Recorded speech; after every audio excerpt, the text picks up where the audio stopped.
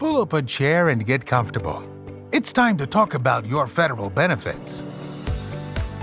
Federal Employee Benefit Coordinators presents the FEBC Podcast with Elizabeth Inman and Bryan Fentress. Hello. I'm Elizabeth Inman, Federal Employee Benefit Coordinators, and I'm here today on our podcast with Bryan Fentress, the Vice-President of Federal Employee Benefit Coordinators. We're here. Yeah, we're here. Thanks for having me again. Yeah, I'm glad to have you here. We are in the middle of a series of podcasts talking about postal reform. Is that a big deal? Oh my gosh, is that a big deal? Is that a big deal, Bryan? It's a big deal. So we did one series of podcasts talking about postal reform for employees, for postal service employees. We're now in a series talking about postal reform for annuitants. And annuitants are? Postal employees that are already retired. Already retired.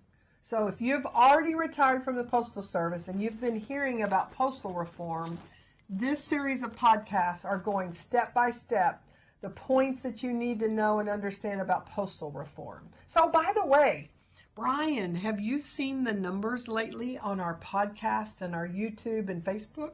I know you're famous. No, it's not about being famous. It's about the number of people that we're able to help. That's right. The numbers are growing substantially, guys. That happens because you log into the podcast and you share it with your friends. That's awesome. I'll never forget going to that state convention. I think you were actually with us.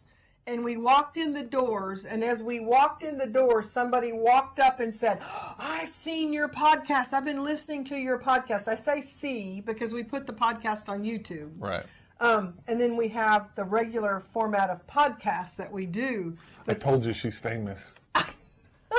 But literally, to have somebody walk up as you enter the door of a conference saying, I hear you on the podcast, it's like, wow. But the reason that's important is not about being famous. It's about how many people can we help. And I want to say thank you. Thank you for sharing the podcast, for sharing the Facebook page with your friends out there, your fellow retirees from the post office or from federal service.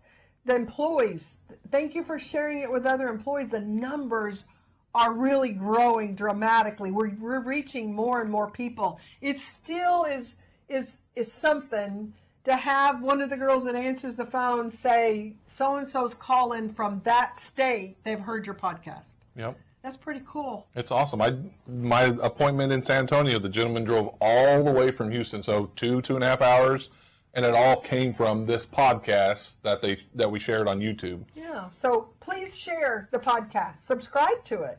That way you'll be notified every time one of our podcasts is uploaded, and you'll be able to stay up with. Because just like right now, Bryan, we're in a series that's talking about one of the most groundbreaking events that's happened for sure in my career.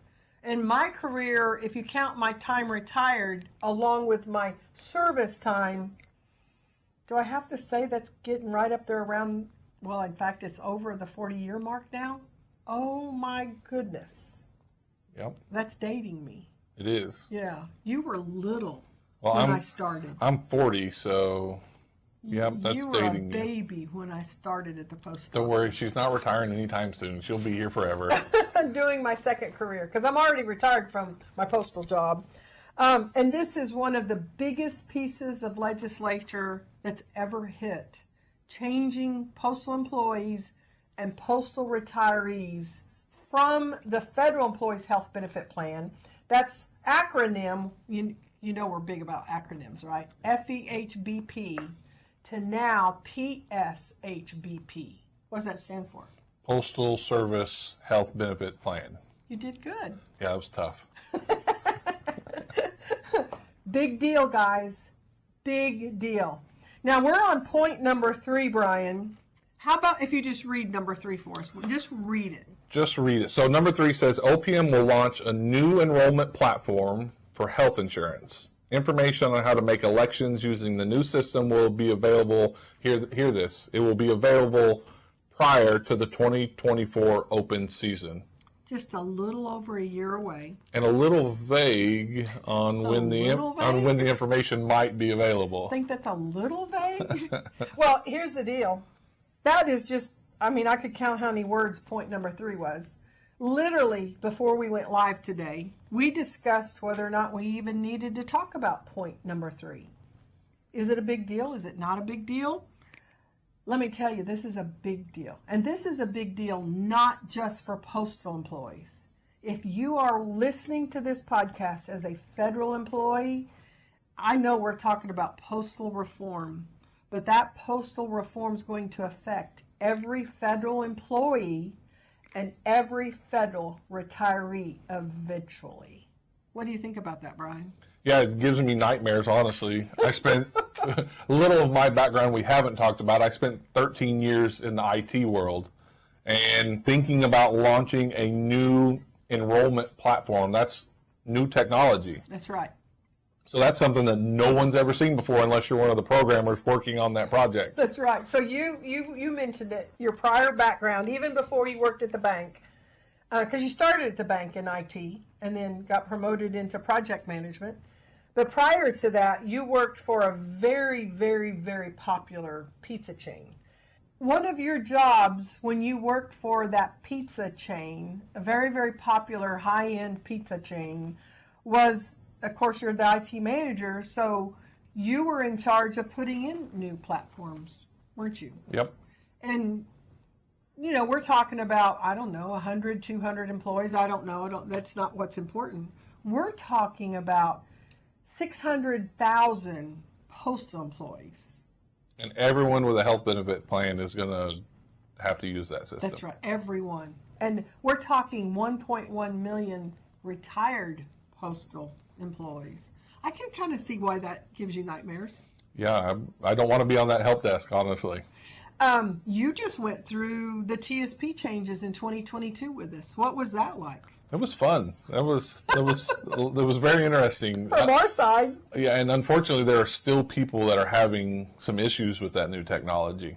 I talked to a gentleman this morning. Sorry, I don't mean to interrupt you, but talked to a gentleman this morning that's still having issues with this TSP. Yeah, and I'm meeting this afternoon with somebody that I've met with 2 times already, 38 years service, and has never one time accessed his his TSP account, not one time. He's not ever contributed himself, and the reason he'll tell you that he never contributed from his allotments on his pay stub, he didn't know how to access the TSP account online. He didn't know how. He didn't do the paperwork when he got hired because he didn't understand it, and he worked in a small office, and he didn't feel like he had any resources to help him when it was all paper. And then when it moved to the computer, and he worked with a computer every day in his job, but he did not feel like he had the skill that he needed to be able to access the thrift savings plan, so he never contributed. But he did at least know, he was knowledgeable enough to know that the Postal Service has been contributing to his TSP, so he knows he has an account. He doesn't know how to access it. And so we're helping him with that. Yeah. Think about people like that now is going to be required to do all their open season activities on the new online platform. Yeah, it's going to be a challenge. I mean, especially if there are any glitches. Unfortunately, working in project management and seeing those large projects roll out, unfortunately, it's almost impossible to have everything go 100% smooth. So, you know, we would roll out, I can remember in the Postal Service when they came out with the scanners for the first time. So our competitors, FedEx and UPS, was already scanning packages they were delivering. Postal Service was not on the front edge of that. We lagged behind our competitors doing that. So they rolled out brand new scanners that are computerized to track packages. Oh my gosh. And I mean, oh my gosh. At that time I had probably, I don't know, 300 or 400 employees at that time that we were attempting to train on these new scanners. In fact, we did train. There was no attempt to it. We had no choice. The amount of questions that came into us was unbelievable. And I can remember so many times they'd say, well, there's this glitch, there's that glitch, this doesn't quite work. Well, they told us this would happen and it doesn't. And my standard response, Bryan, became, I'm just glad I'm not responsible for communicating this to over 600,000 employees. I'm just glad I'm not responsible. And yet here we are now, just the year before, moving into a new online platform for open season for enrolling in your health benefit plans. I can't imagine. I can't either. And they'll tell you sometime before open season happens. You led right into the point I wanted to make, is the information is vague. You read point number 3 for us, and you said something along the lines of how vague it is. Here we are, just barely a year outside of this deadline, and there's very little information to be found. But that's our job. Yep. I'm glad you're a researcher. No, I have no choice. Because I am telling you, I can literally be sitting with clients in front of us, and they can bring up a topic that maybe is different, maybe is new for us. And Bryan will grab his tablet and blah, blah, blah, blah, blah, and then bam, he's got the answer. He's so good at research. Well, technology changes so fast. That's something I learned as a part of my IT career. You know, technology changes so quick, and if you're not willing to research and find those answers, you're not going to be able to keep up with your job. So I got pretty good at it. There were a lot of answers I didn't know, but I was able to find the answers by looking them up. Have I told you all how happy I am to have Bryan on board with us with his IT background? I thought I got out of the IT world about 7 years ago. Unfortunately, that's not the case. Yeah, we won't even talk about he walks in and I holler, hey, Bryan, my computer won't work. It's all right. That's what I'm here for. I said I like to help people, and I do. That's right. Even my mama. I knew that was coming.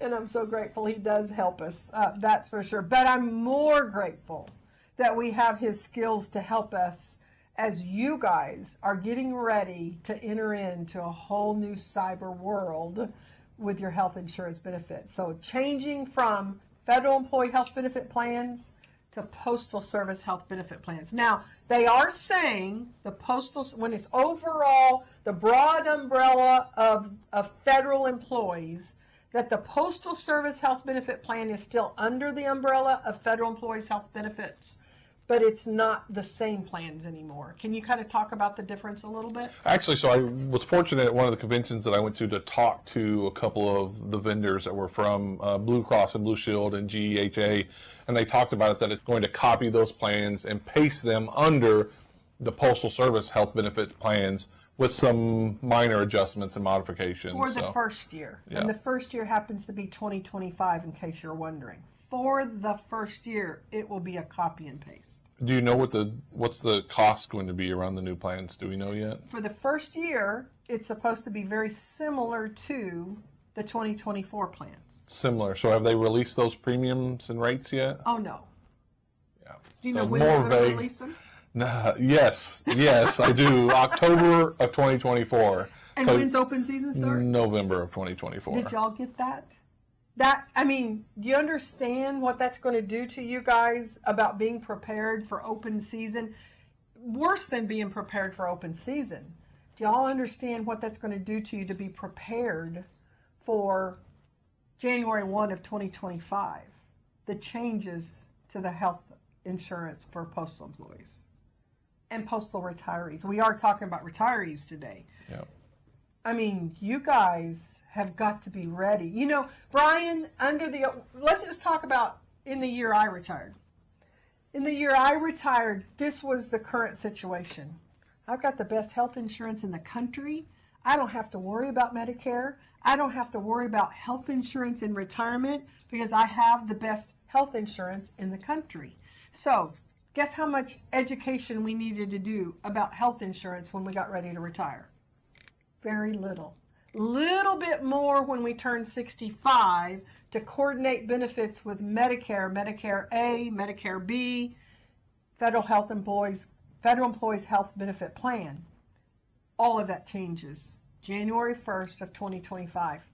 Technically, it changes October of 2024, because what happens October 2024? They start releasing the information and letting you know how much you're going to pay and those sorts of things. 1 month before open season, when you have to make your selection. Oh, and by the way, you have to access a whole new technology in order to even make those elections. There So you go. plans are changing, technology is changing, your choices are changing.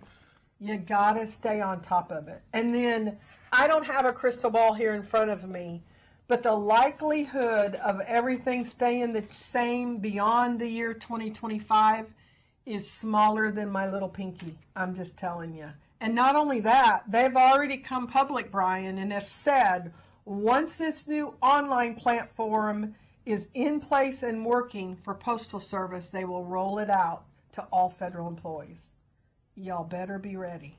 Yep, for sure. So that's why we do these podcasts. That's right. How do these podcasts help people stay informed? Well, instead of having to go and do all the research for yourself, we're doing that. And we're going to provide you, the most relevant information to help you get through what could be a difficult time.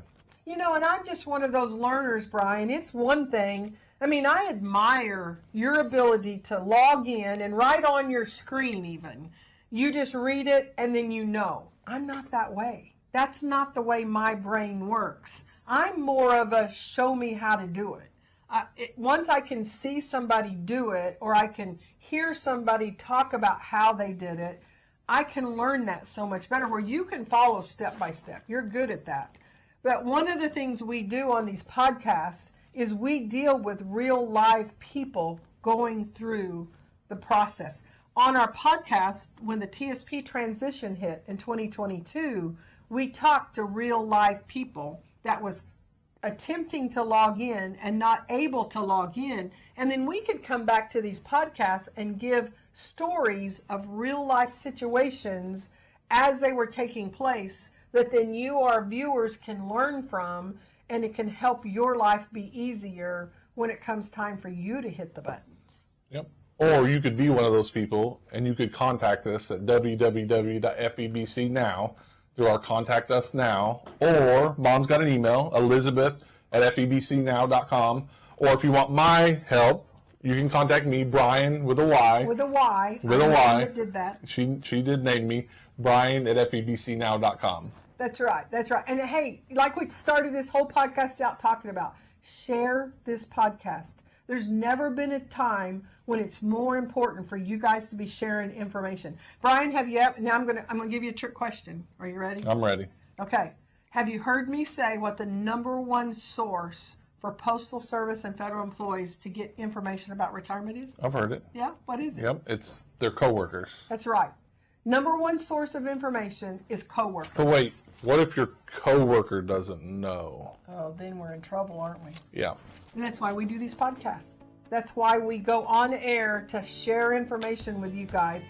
That's why it's so important that if this podcast has brought you any value at all, you need to share it with your coworkers. Yep, and we appreciate it. We're here to help you, and we're glad to do it. We're glad to do it. We love doing it. As a matter of fact, when somebody tells us we've helped them with something as important as their benefits while they're working, something as important as retirement at the end of their life, it just don't get any better than that, Bryan. Helps me sleep good at night.